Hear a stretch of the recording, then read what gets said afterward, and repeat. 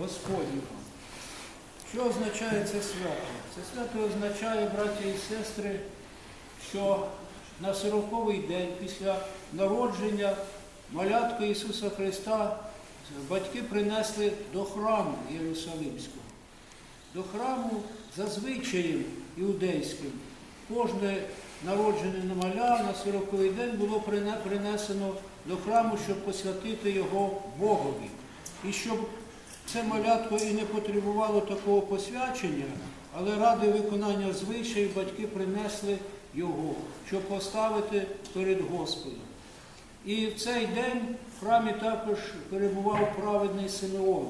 Людина благочестива, стара вже людина, але надзвичайно віруюча людина, яка все своє життя, просвічена Духом Святим, очікувала зустрічі із Ісусом Христом. І він розумів, поки він не побачить Господа, він не може відійти з цього світу. І ось Духом Святим введений в храм, він побачив і зрозумів, що батьки привели Ісуса Христа. І сказав оці пророчі слова, які ми чуємо завжди на вечірньому богослужінні: «Нині відпускаєш раба Твого, владико, за словом Твоїм з миром, бо побачили очі мої спасіння Твоє, що приготував Ти перед лицем усіх людей». Тобто Симеон зрозумів, хто перед ним, взяв на руки младенця і сказав ось ці слова, які я вам тільки що сказав. Також тут була Анна Пророчиця, жінка, яка всього 7 років прожила з чоловіком, овдовіла і все своє життя прислужила служінню Богові і церкві. І ось ці обоє люди побачили, що Христос, який прийшов у храм, Він є Спаситель світу, тому що прийшов для того в світ, щоб спасти цей світ від гріха. Ми знаємо, браті, з вами, що Симеон чекав цієї зустрічі все життя.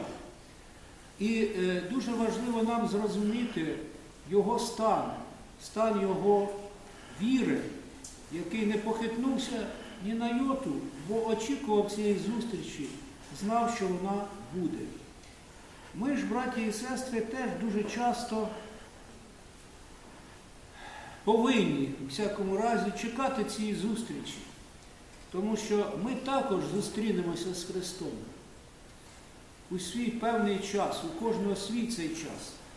Але важливо бути, як і Симеон праведний, просвічений Духом, щоб побачити і відчути, хто перед нами. А перед нами може з'явитися Христос тільки тоді, браті і сестри, коли ми будемо жити правильно. Коли ми будемо виконувати те, чому Він нас навчає, чого Він від нас вимагає, чому ми повинні виконувати це, щоб осягнути вічне і блаженне життя. І тоді ця зустріч буде нам в радість. І тоді ми зрозуміємо, що недаремно прожили це життя на цьому світі. Я вітаю вас всіх, браті і сестри, з цим святом.